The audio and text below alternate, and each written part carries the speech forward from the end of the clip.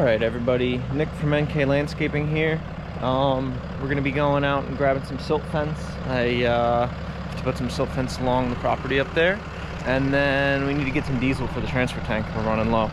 So we'll run out and get some silt fence. We'll probably get that installed in a little bit here. Luckily, the silt fence place is not too far away. So we'll head down there, grab some silt fence and some diesel.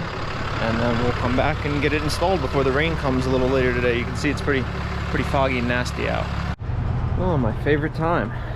Filling up the transfer tank. That was basically empty. It's only a 50-gallon that we have back there, and then I still gotta fill up the truck. So we're already at a nice, put 350 on the card. Let's see if I use it all. My favorite time. Well, we're filled up.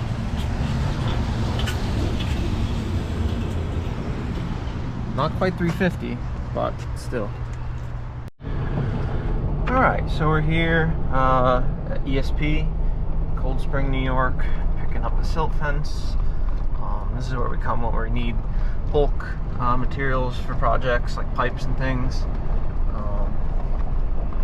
They have a pretty good stock, as you can see. Their pricing on like smaller 4-inch drainage pipe isn't great, but when you need the big stuff, this is where you go. We'll pull around to this building up here, and they're going to get me loaded up with the silt fence, so we'll get back and maybe start installing before the rain. Alright, that was quick and easy. In and out, 5 rolls of silt fence. And now we'll, it's like 25 minutes home now, and we'll get back to installing it. Alright, so we're going to install the silt fence along this lower edge of the property line, following this rock wall. Got to move the equipment, the tractor's got to go, and the skid steer and all the steel wrist attachments have to go. And I'm basically going to follow that line down towards the wood pile and the trailer and everything there. So we'll get all that moved out of the way and install the silt fence here. Alright, we're going to start this up, letting it preheat for a second. It's an old Kubota B7100 that got handed down to me by my uncle. Preheat for a second, clutch in.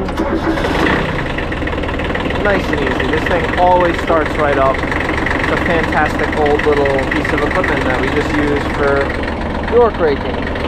So let all this stuff warm up for a second, get it all moved out of the way so we can start putting in the silt fence. Alright, so we're in the skid steer now, and we're just moving some junk out of the way so I can get this trench in for the silt fence. I got these logs and stuff over here that have to get moved to my log pile, so we're just cleaning that all up. It's kind of a mess. We do have rain coming, so I'd prefer to get this stuff moved sooner than later, so we're not working in a big muddy mess. So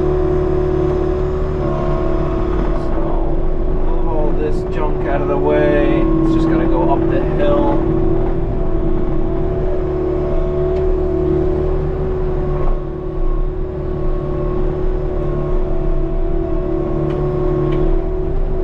Now moving logs with pallet forks, it works, don't get me wrong, but I definitely don't have the control that I would if I had a grapple or something. It's on the list, just like everything else.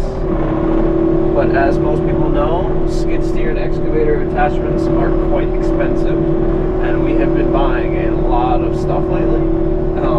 Steel wrist kind of took priority over any skid steer attachment. Although one thing we're really looking for is a Harley rake, but we'll have to hold off on that one for now. But we'll just start getting this stuff unloaded over here, just move it out of the way.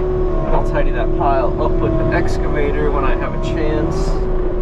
But like I said, I want to get that silt fence in before the rain.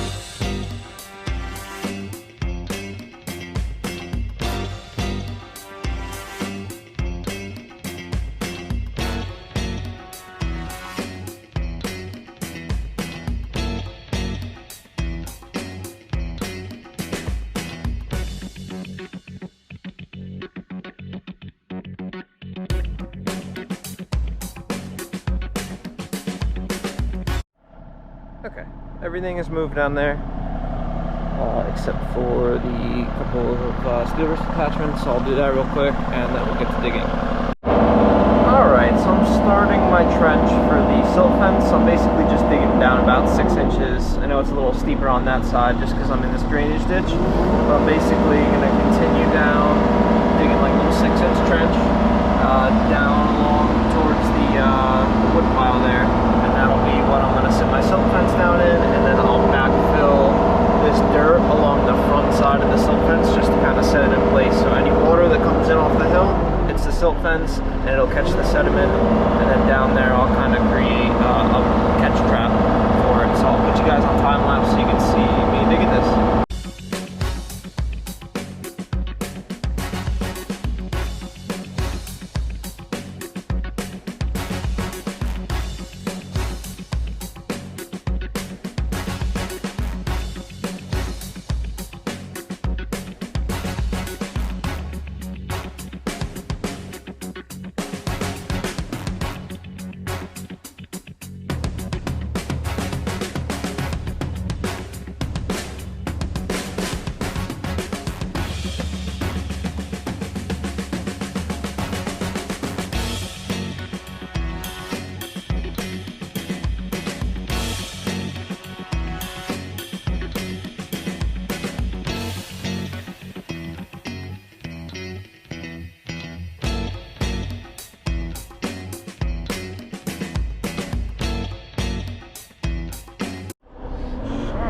Got our trench dug up to the pile here, and then over to where the slope really starts. I still need to do a little bit more behind the brush pile there, but let me get this installed for now. At least if we get some rain here in the next few minutes, that this is installed. So we'll get this put in real quick and then backfill, and I will check in a second when it's pulled out. Alright, so I got this laid out with the stakes on the downhill side. I'm going to stand it up, put them in a little bit, and depending on how hard the ground is, get them whacked in with the sledgehammer here, and then start backfilling it.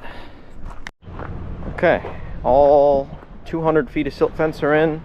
I went by hand and just kind of filled in a little bit of the bottom so it's not going to pull up when I start backfilling. And we're just going to backfill it with the excavator here.